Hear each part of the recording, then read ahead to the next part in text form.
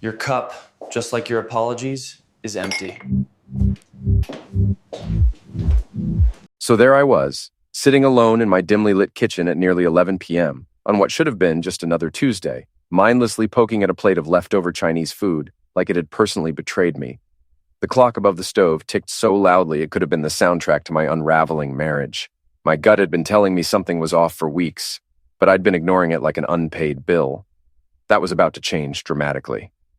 At exactly 11:03 p.m., I heard the front door unlock.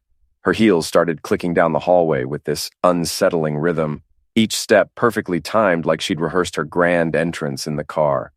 When Sarah finally walked into the kitchen, she looked like a movie villain who'd already practiced her big monologue. She was wearing that beige designer coat she only pulled out when she wanted to feel important. The same one she wore the night we got engaged when she promised we'd always be honest with each other. The irony wasn't lost on me at all. Her eyes didn't even meet mine. They hovered somewhere above my head like I was just furniture she'd been meaning to replace. She tossed her expensive purse onto the counter with a theatrical sigh, and I knew something dramatic was coming. Then came this smirk, the kind of half-smile that should come with a warning label. "You know what happened tonight," she said, her tone sharp and casual at the same time, like she was about to tell me my favorite show got canceled. "I hooked up with my boss, and honestly, I'd do it again. You could have dropped a feather in that kitchen and heard it echo for miles. But me? I didn't do the whole dramatic fork drop thing you see in movies. I didn't yell, didn't throw plates, didn't faint onto a conveniently placed couch. Nope. I just kept chewing my fried rice slowly, like some kind of Buddhist monk meditating through an existential crisis. Each bite was a strange mixture of soy sauce, betrayal, and the distinct taste of my sanity trying to physically exit my body. Somewhere between bites 3 and 4, I swear, I heard my dignity quietly pack a suitcase and head for the nearest exit. When you've been married long enough, you learn to recognize the exact second your relationship flatlines completely. Mine died somewhere between hooked up with my boss and I'd do it again. I didn't even flinch or show emotion. I just really looked at her for maybe the first time in months, and gave one small, polite nod. Not a dramatic nod, just a small one. The kind that says, "Copy that, message received. Enjoy the flames you just started, sweetheart." It's the international sign language for, "Oh, you messed up catastrophically, but I'm too calm to make this entertaining for you." Apparently, she completely mistook that calm nod for weakness. Cute. She leaned back against the counter, crossed her arms defensively, and smirked even wider like she'd just won first prize for most honest villain of the entire year. "You're not going to say anything at all?" she asked, genuinely disappointed, as if she desperately wanted a performance. Like I was supposed to give her the kind of dramatic meltdown that makes for excellent gossip at her office water cooler later. "Sorry, Sarah. Wrong audience tonight.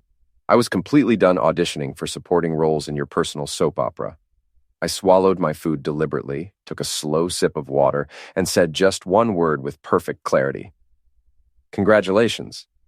The silence that followed was absolutely delicious. You could almost hear her brain short-circuiting loudly, trying desperately to process whether I was being serious or sarcastic. I wasn't smiling, but I wasn't angry either. Just eerily, unsettlingly calm, which, trust me, scared her significantly more than yelling ever would have.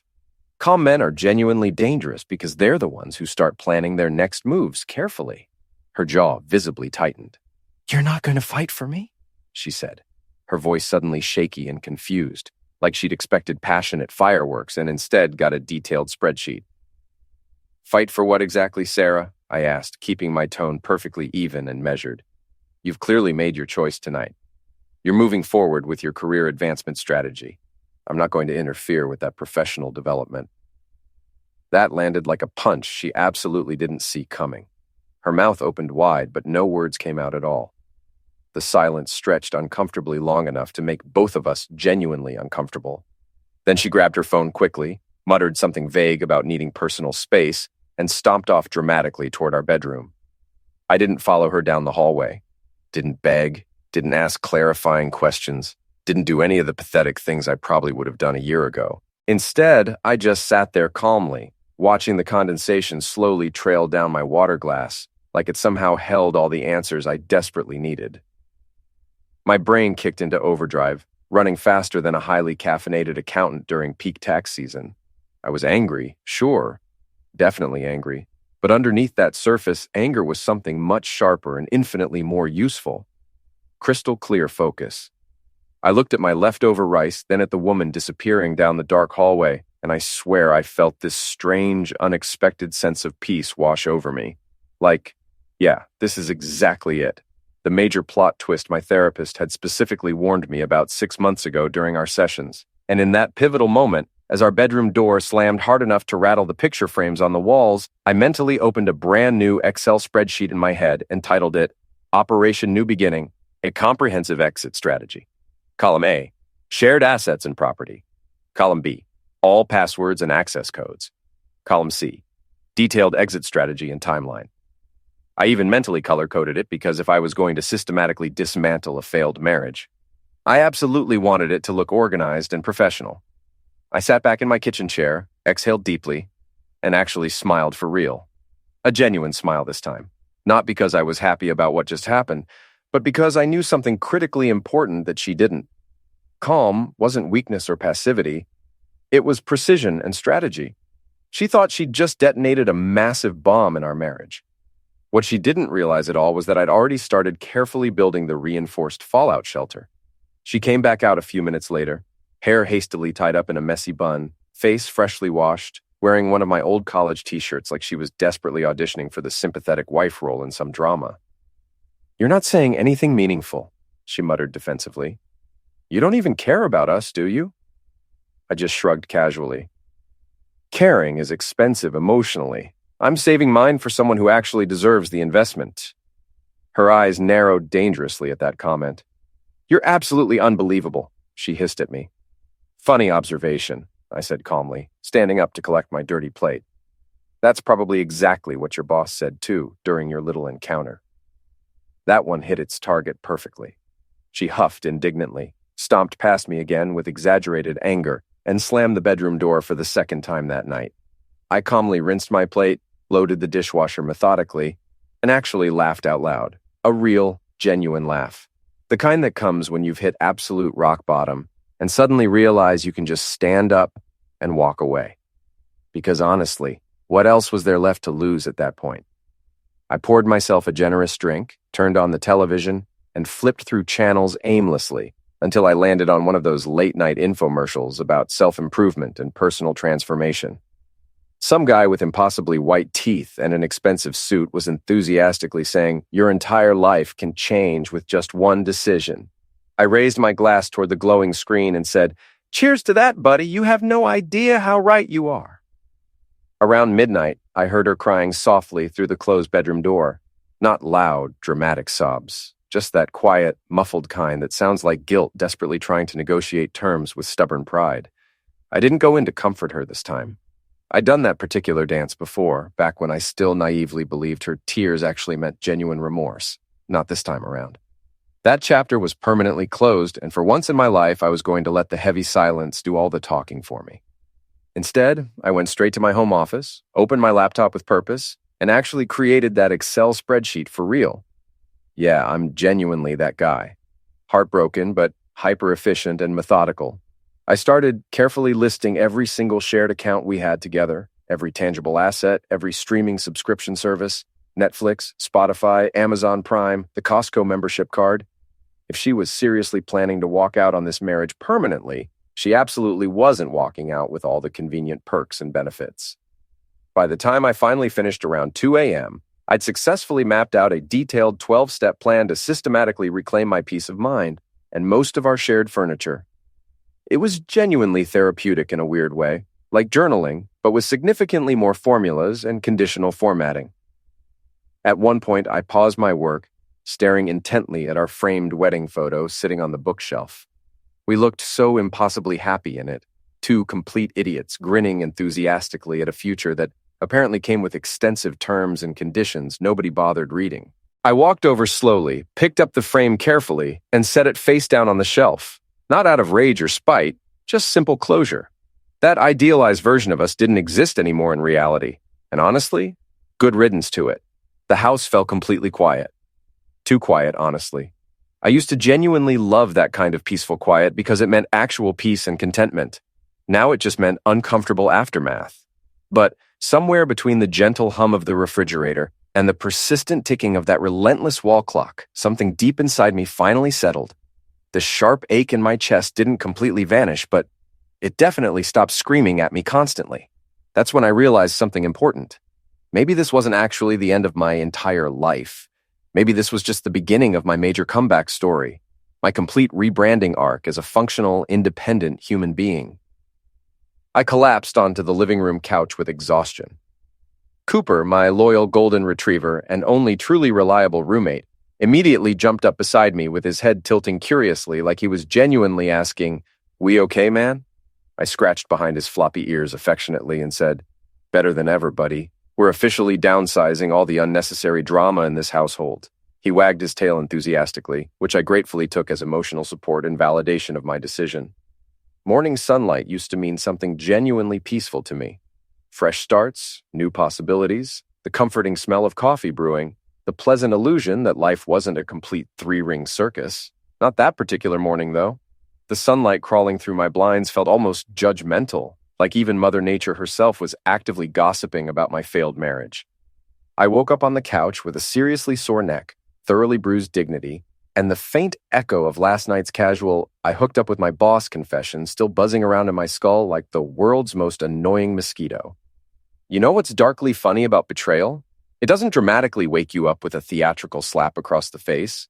It wakes you up with crystal clear clarity and an uncomfortable muscle cramp in your shoulder.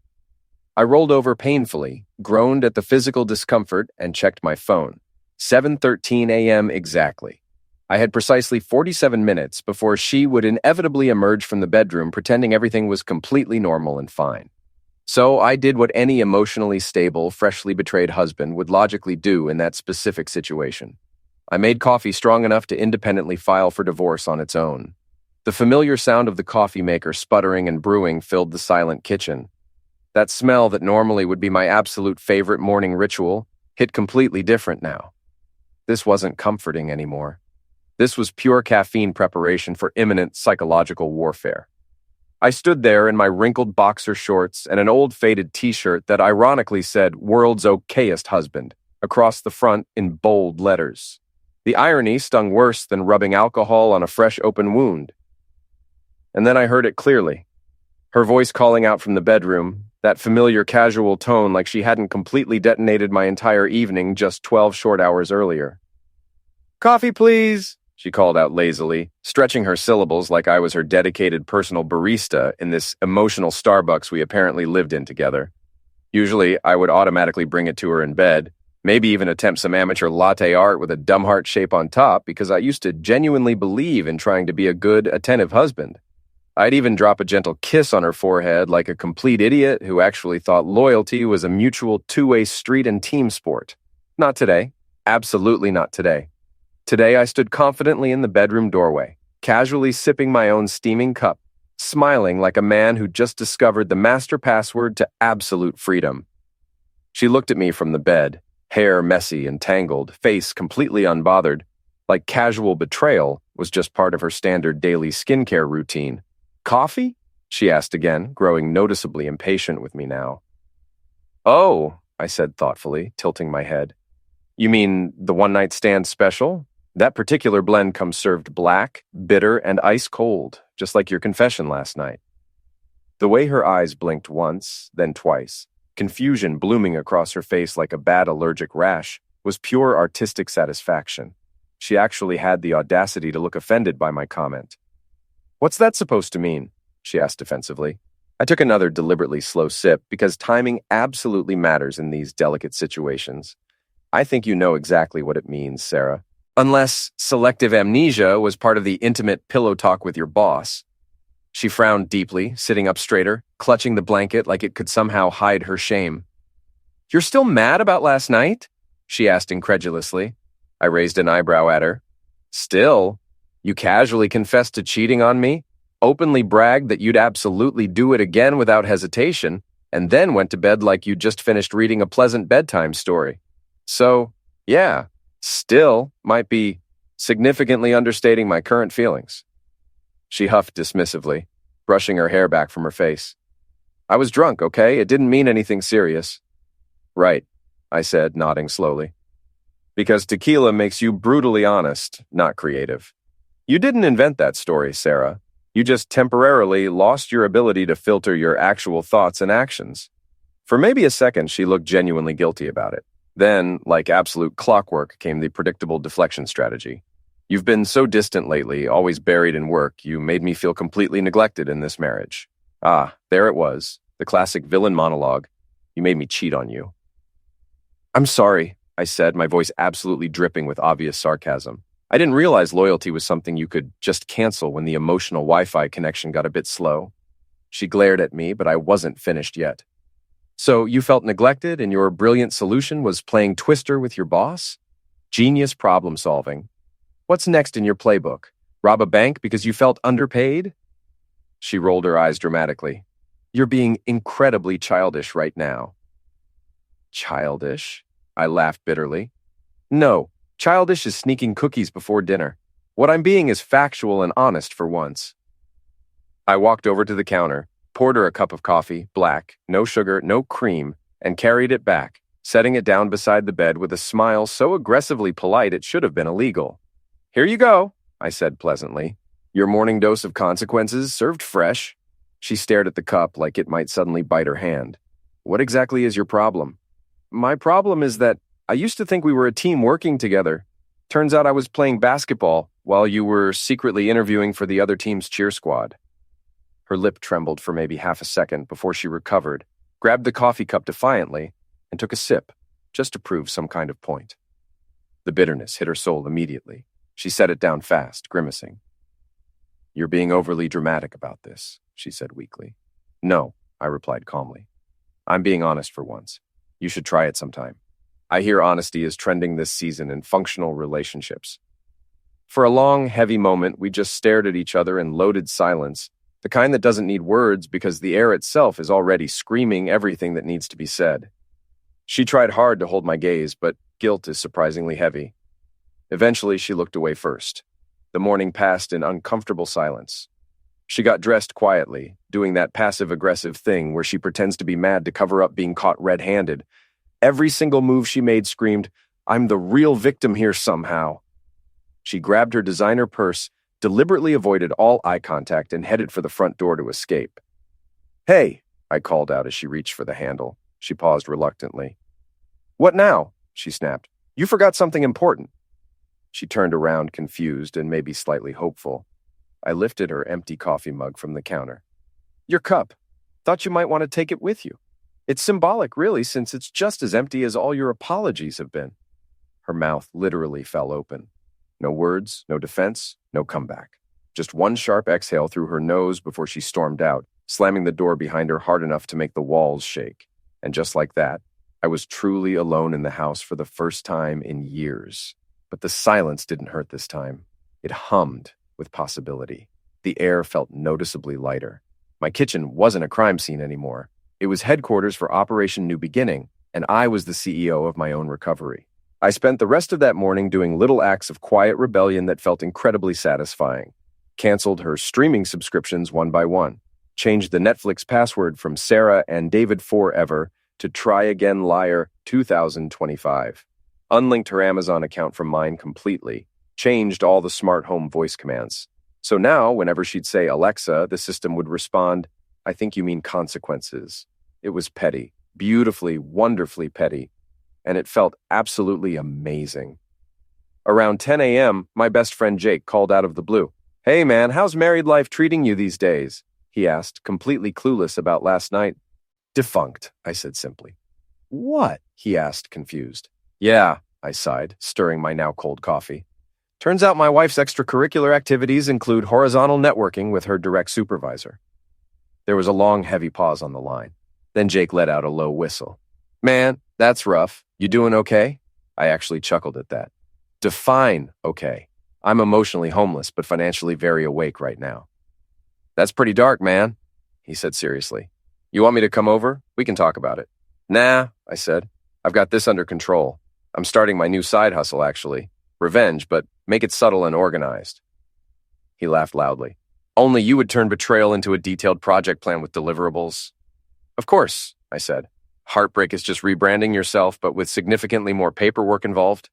While she was at work doing whatever she called her activities, I went into absolute overdrive. I dove headfirst into my new favorite hobby, organized data collection. Revenge organization therapy was my new jam. I opened my laptop with purpose and titled a brand new document, Operation New Beginning, Assets, Accounts, and Complete Annihilation. Column A, account names. Column B, current passwords. Column C, transfer status and timeline. Column D, emotional damage level on a scale of 1 to 10. I wasn't crying anymore. I was auditing my entire life. First stop, joint bank accounts. I logged in carefully, changed the password from LoveWins 2020 to KarmaWins 2025, and set up detailed notifications for any transaction above $5. I also might have renamed our savings account from Dream Vacation Fund to You Played Yourself. Then came insurance policies. Life, car, health, home, you name it. I investigated it thoroughly. Then came the passwords. Oh, the glorious passwords. I had every single one stored in a secure password manager because, unlike Sarah, I don't trust easily, and I actually plan ahead. I printed out the entire list, highlighted the ones I planned to change immediately, and labeled them like hunting trophies. Netflix, done and changed. Amazon.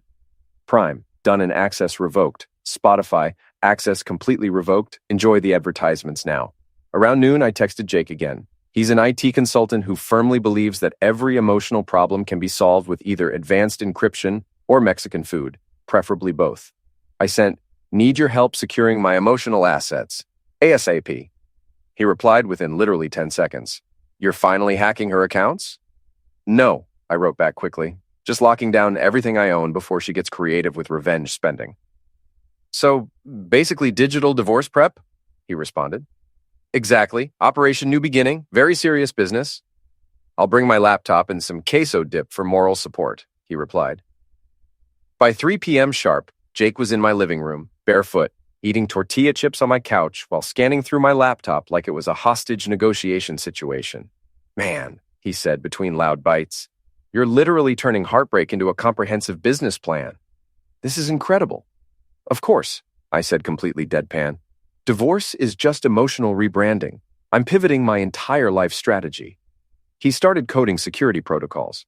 "I can set up two-factor authentication for literally everything. Want me to completely block her devices from logging into anything?" "Absolutely," I said without hesitation. "If she wants Wi-Fi access, she can politely ask her boss for his password. See how that conversation goes." For the next several hours, we worked together like caffeinated accountants running on pure spite and determination. We backed up every single financial document, cross-referenced property deeds, took detailed screenshots of her questionable online purchases. By sunset, I had created a color-coded system that honestly could have impressed the IRS auditors themselves. Green meant secured and protected. Yellow meant pending and in progress. Red meant lawyer time and legal action needed immediately. I sat back in my chair, physically exhausted but oddly proud. "It's beautiful," I said, staring at the screen like Michelangelo probably admired the Sistine Chapel ceiling. Jake nodded in solemn agreement. "You've officially turned Microsoft Excel into a power tool. This is genuine art." That night, after Jake left, I sat alone with my masterpiece of a spreadsheet glowing softly on the computer screen. Each individual cell represented control, closure, and, yes, a little bit of satisfying vengeance. I even added a note at the very bottom that read, "She thought I'd crumble and fall apart completely. Joke's on her, I calculate and strategize instead." I started researching divorce attorneys seriously, landed on Mrs. Patricia Richardson. Her website tagline read, "Don't get even. Get everything you legally deserve." I immediately bookmarked it, poured another drink even though it was barely noon, and leaned back in my desk chair, feeling something surprisingly close to genuine peace for the first time in weeks. Revenge wasn't chaos and explosions. It was mathematics, documentation, and strategy, and I was really, really good at math. When I walked into Mrs. Richardson's law office days later, I felt like I was clocking in for the most important board meeting of my entire life. I didn't want pity, sympathy, or tissues. I wanted cold, hard precision. Her office smelled like victory mixed with lavender hand sanitizer. Legal diplomas lined every wall. She was in her mid-50s, silver hair cut sharp, wearing a power suit. The second she shook my hand firmly, I knew Sarah was in serious trouble. "So, Mr. Thompson," she said, settling behind her massive desk, "tell me absolutely everything. Don't leave out the juicy parts. I bill by the hour, but I genuinely enjoy good storytelling. I smiled for real. You'll get a bestseller here. My wife casually confessed she hooked up with her boss last week. Recently? She asked. Last week, right before bedtime, actually. Great timing, really. Nothing quite like ruining sleep and trust in one casual sentence. Mrs. Richardson nodded sympathetically, but smirked slightly. And you have actual proof of this affair. Oh, I said, leaning forward with confidence. I have more documentation than the IRS has on tax evaders. Her eyebrows lifted appreciatively. Show me everything. I opened my laptop, clicked the folder labeled Exhibit Sarah, and turned the screen toward her. She scrolled through bank statements, text messages, and photos with genuine enthusiasm. Oh, she's done, she said finally. This is beautiful documentation, like watching a cat proudly bring home a dead bird and pretend it's a thoughtful gift. I want it handled cleanly, I said. No yelling, no chaos, just paperwork and poetic justice. Her lips curved into a satisfied smile. I like your style, Mr. Thompson. Calm vengeance is my absolute favorite flavor. A week later, Sarah claimed she had another late meeting. That phrase had become the national anthem of cheating spouses everywhere. She wore that tight black dress, spritzed perfume like prepping for battle, kissed my cheek. Don't wait up, she said. I won't, I replied, smiling just enough to make her wonder. When she left, I activated Phase 4, the stakeout. I rented a gray sedan, wore a baseball cap and hoodie, parked a block from her office. At 6:42 p.m., the door opened. There she was with her boss, middle-aged man with retreating hairline and morals. They got in his silver Lexus and drove downtown to the Ember Lounge. I followed, found a corner booth, ordered a drink I didn't want. There they were at the bar. She laughed loudly, performing, overcompensating. I took out my phone and recorded everything. Photos, videos, timestamps, each labeled Corporate Affairs, the bonus she didn't earn. Around 9:15, they left. They went to the parking garage where I caught them kissing under flickering light. I recorded everything. When they drove off, I sat staring at my phone. It was all there. Proof. Back home, I called Jake. Want me to edit it? I grinned. Add subtitles and dramatic music. Next morning, video file delivered. Opening was cinematic. Soft jazz, title card. Based on poor decisions. It was art. That afternoon, I saw Mrs. Richardson again. You found something. I found cinema, I said, handing her a flash drive. She pressed play. Within seconds, she was laughing. The judge will love it.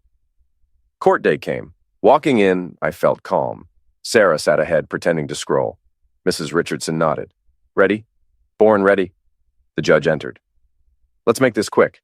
Sarah's lawyer tried charming. Judge raised hand. Save it. Show me paperwork. Mrs. Richardson slid our folder across. Exhibit Sarah, season finale. Judge flipped open binder. Page 1, screenshots. Page 2, receipts. Page 3, the video. When it played, pin drop silence. Subtitles showed everything. Sarah's lawyer jumped. Inappropriate. Judge waved him off. It's evidence and cinematic. When footage ended, silence was thick. Judge leaned forward. Mrs. Thompson, is this you? Sarah froze. I can explain. No need. I know that look. Mrs. Richardson stood. We request my client retain full ownership. Sarah's lawyer scrambled. Vindictive behavior caused distress. Judge looked at him. Your client was doing the electric slide with her boss. I'd call that cardio. Judge shuffled papers. Mr. Thompson retains house, vehicle, all accounts. Bang, gavel down, freedom. Outside air felt lighter. I called Jake. Judge loved it. We met at a bar. To new beginnings. My phone buzzed. Sarah, you ruined me. I typed, you did that yourself. I just submitted paperwork. Month later, Sarah's sister sent invite. Family gathering. It's her birthday. So there I was, balloons everywhere, Sarah clutching wine. She froze, seeing me. Didn't think you'd show. Brought a gift. I held up phone connected to speaker. Audio memories. First seconds harmless, then her voice. You taste better than my husband's cooking. Instant silence. Turn that off, Sarah screamed. I stepped back. You said it publicly. Boss's wife threw wine in his face. Sarah's mother fainted into cake. Lydia yelled, not on the buttercream. Chaos erupted. I stood sipping soda. I turned, smiled, walked out. Outside felt good. Light, free, earned. Now quiet sounds different. For months, silence felt heavy. Now it's peace. Only thing breaking it is Cooper's tail thumping. My routine's simple. Wake up coffee. Don't think about Sarah. People ask, do I regret it? I tell truth. I regret years on something dead. But the ending? Best plot twist ever. I still talk to Mrs. Richardson. Jake wants a podcast. I've started jogging. Sarah's finding herself jobless, carless. Her boss got demoted. Actions have consequences. Best part of mornings is small stuff. Pancakes don't burn. Wi-Fi connects. Peace has password only I know. Sometimes I look at Cooper. You're only one I'd share passwords with. There's something liberating about rebuilding. I used to think revenge was reward, but it isn't. Revenge makes story entertaining. Peace gives happy ending. Every weekend I sit on porch with coffee. Sometimes I laugh remembering I'd do it again. I believe her, but I'd do it again too, walking away. Because now only thing I wake up next to is sanity. And it doesn't lie, cheat, or need Wi-Fi to feel loved. Life's simple now. Mornings are mine. Cooper's loyal. Coffee tastes better. House feels bigger without tension. I've started dating, taking it slow, trusting gut. When you know what you don't want, finding what you do becomes clearer. Sometimes at night, I think about everything. Confession, spreadsheets, courtroom, birthday chaos. Feels like movie I starred in but wouldn't watch twice. But I don't regret it. Every spreadsheet, every password change, every calm moment led here. To peace, to freedom, to life where I'm not waiting for shoe to drop. I learned something important. Love without respect is emotional labor. Trust without honesty is wishful thinking. Marriage without partnership is expensive roommates with legal paperwork. Sarah taught me what I don't want. Mrs. Richardson taught me what I deserve. Jake taught me good friends show up with laptops and queso. Cooper taught me loyalty doesn't need words. Best revenge wasn't courtroom victory or birthday expose or perfect spreadsheets. Best revenge was building life so good her absence improved it. They say living well is best revenge. Absolutely right. I'm not just living well. I'm thriving. That's plot twist she never saw coming. So here's to new beginnings, to mornings without anxiety, to coffee tasting like freedom, to dogs who wag tails, to friends who edit revenge videos with jazz, to lawyers who fight for what you deserve, to quiet certainty that sometimes best thing happening is someone showing exactly who they are. So you can finally become who you were meant to be. The end? Nah. This is an ending. It's an upgrade, a complete life reboot. These days I wake up and the first thought isn't about what went wrong, it's about what's going right. And that shift, that fundamental change in perspective, that's worth more than any apology she could have given. I've learned that closure doesn't come from the other person. It comes from you deciding you're done carrying their mistakes. It comes from choosing yourself every single day, from rebuilding so completely that the past becomes just a story you tell, not a wound that still bleeds. And you know what? I'm good, really genuinely good. Not the fake good you tell people at parties. The real kind, the kind where you look in mirror and recognize yourself again. Where Sunday mornings feel peaceful instead of lonely. Where future looks bright instead of terrifying. Sarah thought she'd break me. Instead, she freed me. And now I'm living proof that sometimes worst thing happening to you becomes best thing that ever happened. You just have to survive it first, then thrive afterward. And brother, I'm thriving now.